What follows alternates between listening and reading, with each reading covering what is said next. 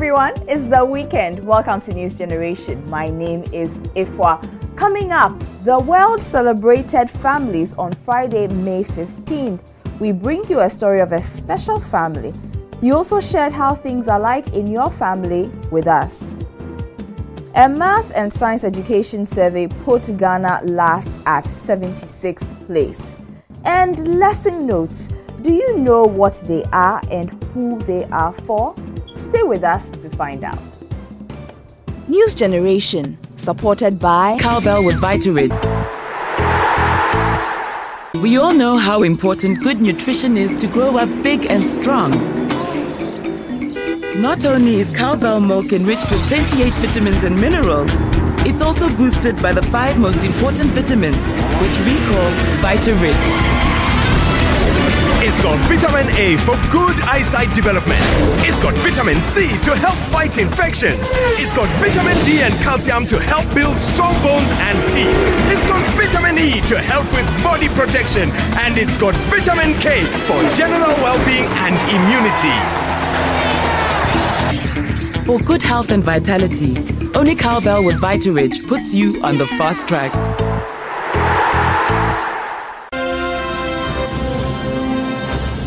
Remember, you can find us on social media. We're on facebook.com/NewsGenerationGH. We're also on Twitter @NewsGenGH. So who do you consider your family? Your mother, father, brothers and sisters? What about your grandma, grandpa, uncles, aunties, and cousins? They are all family, isn't it? They are also people who you are related to by blood or marriage. But it's not always the case. 15-year-old Bismarck has a special family. Let's find out why.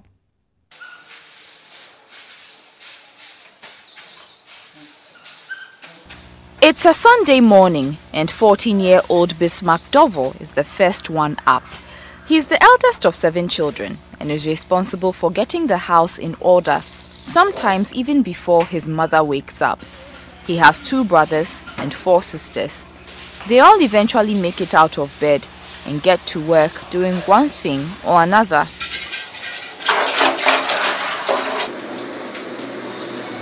Bismarck's family is special. They live in an SOS village in Kumasi, one of the biggest cities in Ghana. The children who live in an SOS home are either orphans or were abandoned by their biological family.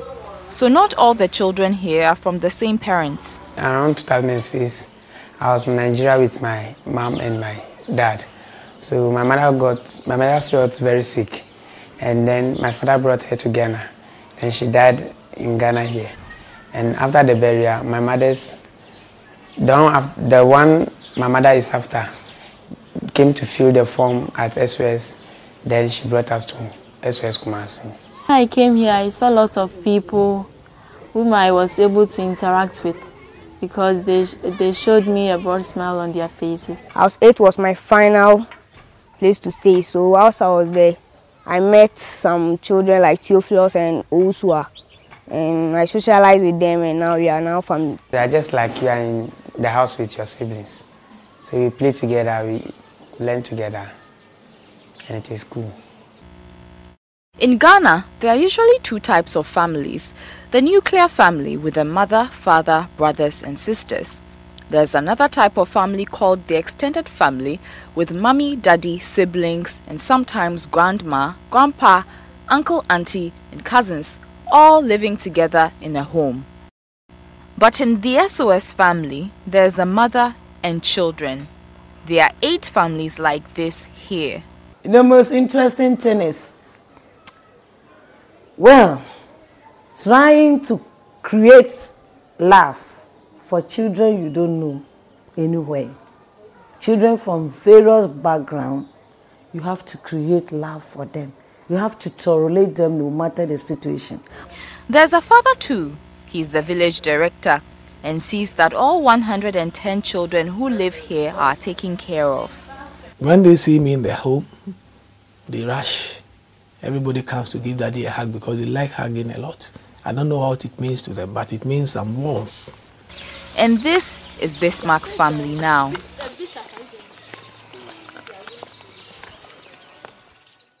And that was a story about the SOS family and SOS Children's Villages. They take care of orphaned, abandoned, and needy children. And you can also help. Nanaba Adoga is with the charity. She works in the communications and fundraising department, and she's in the studio to tell us how you can help other children. Welcome to News Generation, Nanaba. Thank you. So please tell us, how exactly does SOS help take care of orphaned and needy children? Okay, so we've been doing this for 40 years. We've been providing alternative family-based care for the underprivileged, abandoned, orphan children who under normal circumstances can't get this kind of family setting. They can't grow up as normal children, happy, loving in a secure environment. So this was a vision that our founder many years back put on board, and we have been carrying this out for so many years. And it's been successful. Of course, we tried it in our first village in Tema, and now we've multiplied it to our village in Isiakwa, in Kumasi, and in Tamale. So yeah, we've been taking care of quite a number of them. And how do you take care of these children? So what we do is we bring them in to the homes that we have, into the family homes that we have in the village, for them to interact with others who we term their siblings, and for them to get a normal upbringing, for them to grow up. But of course, we can't do this thing by ourselves. We definitely need support. And it's the support that's the major part of what we do. So how can people help SOS and the children in SOS Children's Villages this Family Day?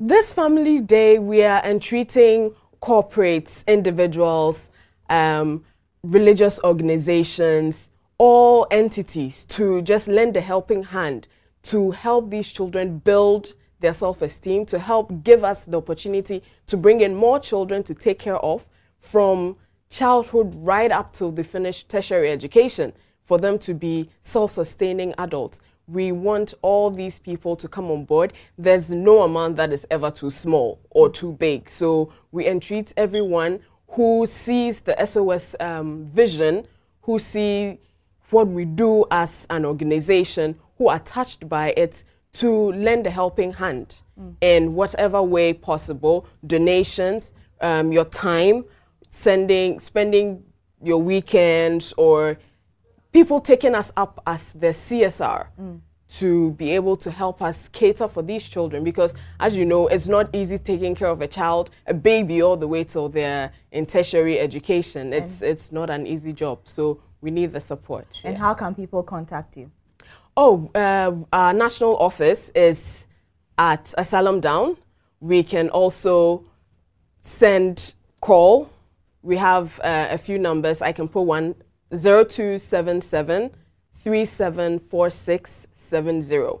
Whoever wants to support should just get in touch with that number, and we will put you in touch with a family, with an individual, whoever you want to support in our villages. Thank you very much, Nanaba Adogla, with SOS Children's Villages, telling us exactly how you can help them give a better life to children. Now, what does family mean to you, and how are things like in your family you've been sharing with us? Saturdays, I have mom and dad at home, but Mondays to Friday, I have mom at home, but my father comes home at 9 o'clock. We watch televisions, they tell me news stories, they tell me about the olden days. Sometimes when we are in the kitchen, we cook together. She teaches me how to cook and everything. I feel happy, but sometimes my father does not come home early. I don't feel happy. I want them to always be together. They are always in their house, and I love it when they are in their house. We watch telly together.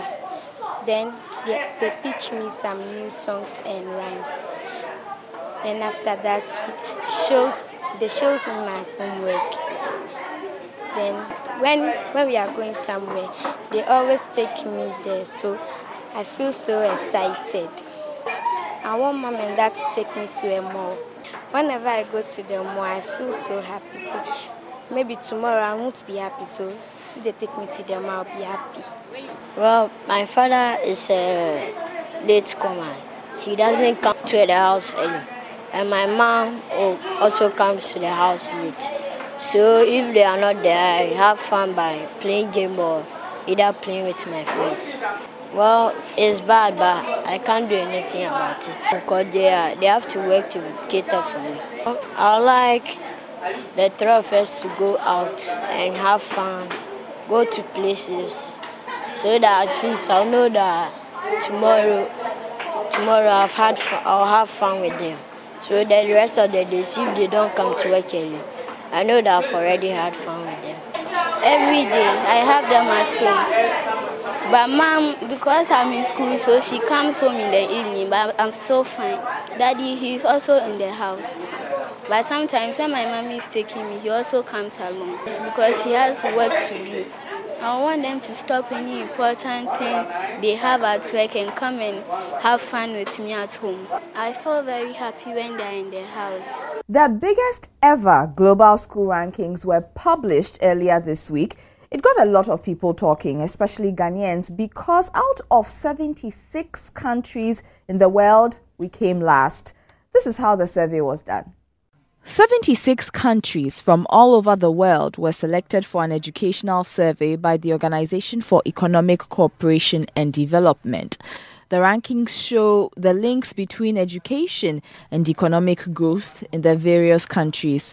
The analysis was based on test scores in maths and science among 15-year-olds. Singapore heads the table, followed by Hong Kong, with Ghana at the bottom. The report will provide evidence for next week's World Education Forum of how achieving education targets can deliver economic gains. But a lot of people have criticized the survey, especially since it has only 5 African countries represented. A lot of Ghanaians also think it's a reflection of how low our educational system has sunk.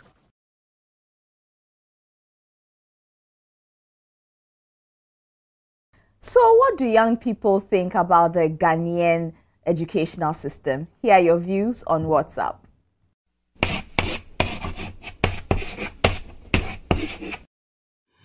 I think the reason why Ghana didn't do well is because they see the subject to be difficult. But me, I don't think it's difficult, because if you practice it most of your times, then it's very easy, because I do work maths mostly, and I don't see maths to be very difficult. So sometimes when I hear students saying maths is difficult and so forth, I see them, I don't really understand it. I'm not happy about it, but I'm also happy in a certain way that in all Africa, we were one of the top 5 countries who went to the thing. So I'm happy, but I'm not happy about it also. 76th position was very poor. Like, it was one thing I never expected Ghana to be, the position. And the students, maybe they didn't take their lessons serious in maths and science, but sometimes it's the encouragement from their peers, their families and teachers. Sometimes they discourage them. They are trying to be wet blankets, always pushing their intelligence level down. Maybe that's why they also didn't pass. Oh, I felt bad, but at least I was glad that Ghana was one of the 5 countries from Africa who represented Africa at the ranking. I was quite disappointed because Ghana 76.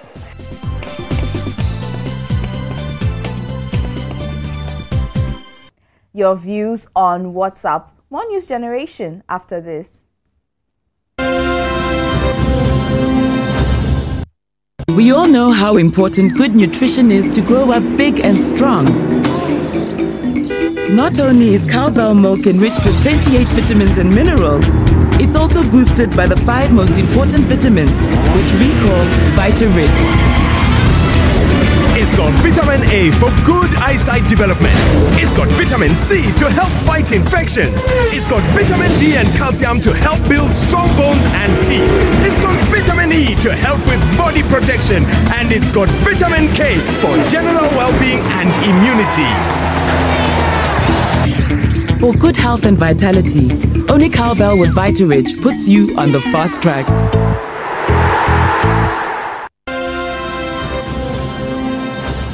And you're welcome back to News Generation. I have a question. What do you know about lesson notes? Well, lesson notes guide and help teachers prepare for each lesson they teach.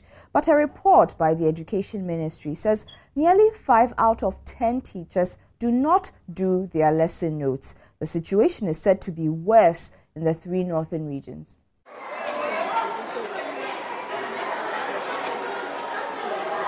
Lesson notes, as the name suggests, is personal notes teachers use to teach. It helps teachers plan their lessons and also aids them in identifying the teaching and learning materials needed for lessons. Every topic that is taught in class must be first prepared in the lesson notes. However, a performance evaluation report done by the National Inspectorate Board of the Education Ministry suggests 4 out of 10 teachers teach without lesson notes. The report was based on 1,465 schools in 163 districts from the 10 regions of Ghana during the 2013-2014 academic year. Some of you know the importance of lesson notes and are worried over some teachers' refusal to prepare lesson notes. If the teacher doesn't prepare the lesson note before coming to the class, lesson won't be very effective, because if the teacher had prepared the notes, you will have all the idea and the systematic way of teaching the children. You go step by step, not missing some vital points. Headmaster of St. Kizito Basic School at Nima in Accra, Douglas Asante Nyako, says any good teacher cannot teach without lesson notes. The lesson notes is a standard scheme of work that the teacher is supposed to cover with the children within a particular time, termly basis for the 3 terms before he has to cover everything that the child has to do for the academic year. So it is very good for the lesson notes to be done so that the teacher will know from known to unknown, what the child knows already and what to add to it. And if the teacher doesn't prepare very well, he goes to the class without knowing where to begin from. And it affects even the teacher's teaching and the child also. And that is a view shared by some teachers. If you prepare lesson notes, one, you revise whilst preparing. And then you know the system in which you are supposed to deliver your lesson. You have to go from your introduction before you come to the main teaching. And then it helps you also to know the questions you give the student, that is the evaluation. So if you are not able to prepare lesson notes, you won't be able to go according to the teaching, and your delivery too, you'll not be able to do it very well. The study equally looked at teacher absenteeism, teacher preparedness, availability and use of core textbooks, and community participation in school.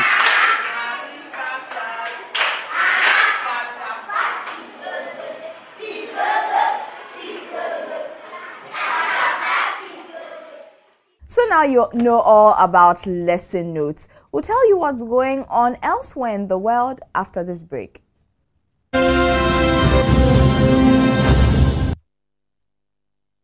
We all know how important good nutrition is to grow up big and strong. Not only is cowbell milk enriched with 28 vitamins and minerals, it's also boosted by the 5 most important vitamins, which we call Vitarich. It's got vitamin A for good eyesight development. It's got vitamin C to help fight infections. It's got vitamin D and calcium to help build strong bones and teeth. It's got vitamin E to help with body protection. And it's got vitamin K for general well-being and immunity. For good health and vitality, only cowbell with Vitarich puts you on the fast track.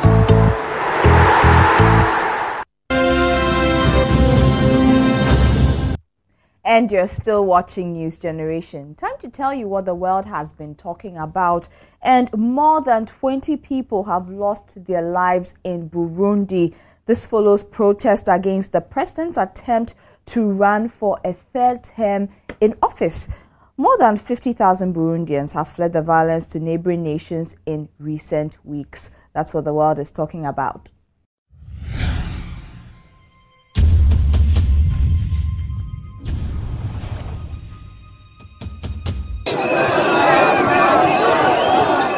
What started as street protests against the third-term bid of President Pierre Nkurunziza is threatening to spiral out of control.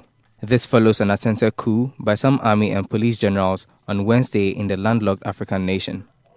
The attempted coup was announced when President Nkurunziza traveled to Tanzania. There was a gun battle between soldiers and police loyal to the president and supporters of the coup in the capital, Bujumbura. The news of the attempted coup sparked wild jubilation on the streets of the capital and elsewhere. The celebrations were, however, cut short when loyalists of the president dismissed the news as a joke, insisting the president was still in charge. 2 army generals and the police general have been arrested, with Major General Godfroid Niambari, who led the attempted coup, still on the run. Critics of the president say his bid for a third term violates the constitution, which allows presidents to run for only 2 5-year terms and goes against the 2006 peace deal that ended the 13-year civil war. It does have dire consequences for Africa. It's a very unfortunate situation. I mean, good leadership would have known that the people don't want this. And Burundi is coming from a bruised past. They've gone through war, they've gone through civil war, they know, the man knows the history, and a good leader would want to build upon the past for a better future. So if your presence and your continued presence on the presidency is going to bring some kind of instability, the best is to find a way to retract. There is a tendency in Africa of late to see, especially the French-speaking countries, trying to change the terms of office. Abdoulaye Wade tried it, and you could see it. It's a 5-year term. They say, oh, the French system is 7 years. Let's go for it. Then I'm eligible for it again. Then Compaoré tried it, several other places, you know, and Burundi is one of them. And I do not think what is happening is very fair to the people of Burundi. On May 5th, Burundi's constitutional court said Nkurunziza was allowed to run for a third term. According to its ruling, his first term did not count as he was elected by parliament and not directly by the people.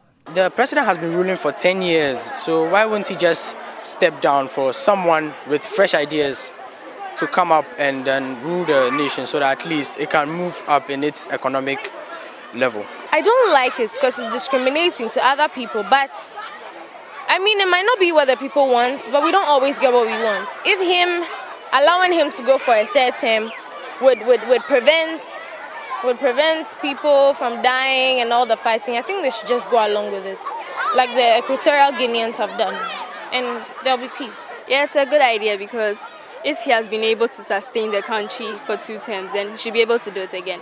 If it's going to benefit the people, why not? I don't think it's fair to other people who might want to contest, because I believe that he might, once he has made up his mind to contest, he'll try and obviously influence the election so that he'll win. I don't think he's allowing the others to exercise their constitutional right to run for the presidency. However, the court's vice president fled the country after refusing to sign the judgment, claiming the judges had been threatened. So what do young people make of the attempted coup? I think it's a good idea because the president is trying to amend the laws which might not favor the people, and the coup will bring the laws back that will favor that will be in favor of the people. I think it's a bad idea since it brings a lot of violence and death. I don't agree with it. A coup should never be the option. A coup is more or less a bloodbath. Too many people die.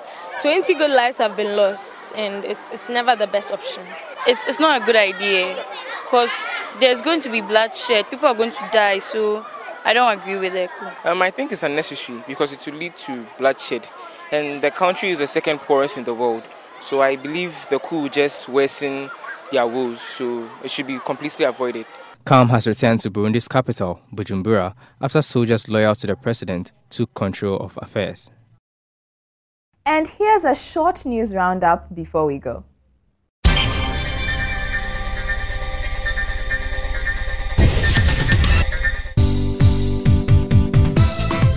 The Electoral Commission has begun registering voters. The exercise is taking place at all district offices of the Commission throughout the country. It is opened to Ghanaian citizens who have turned 18 years recently and those who are above 18 years but could not register in the previous exercises. The Supreme Court has dismissed a writ filed by the Progressive People's Party. The legal document was meant to make sure government enforces the free aspects of the free compulsory universal basic education policy. The party has accused government of failing to enforce the FQ program as stated in the 1992 Constitution. The 7-member panel of judges who sat on the case did not give any reason for their decision. Ghana winger Andre Ayew will be leaving football club Olympique Marseille. The news was confirmed by the club's president, who says they do not have enough money to keep him. The 25-year-old Deputy Black Stars captain has been linked to clubs Roma, Inter, Sampdoria, Tottenham and Liverpool as he prepares to leave the club after 8 seasons.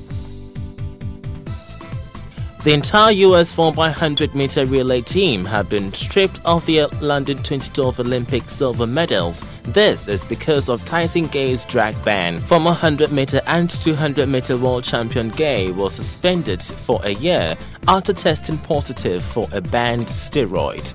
The 32-year-old returned his London 2012 medal when his suspension was announced in May 2014. The International Olympic Committee has told US Olympic bosses that the whole team must return their medals.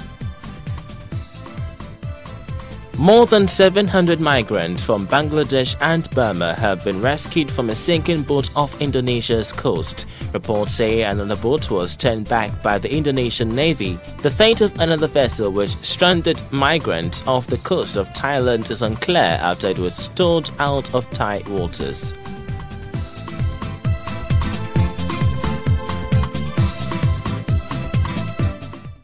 And that's it for this edition of News Generation. Remember, you can always catch up with us on social media. It's facebook.com/newsgenerationgh. We are also on Twitter @newsgengh. Until next time, enjoy the rest of your weekend. Bye. News Generation, supported by Cowbell with Vitarid.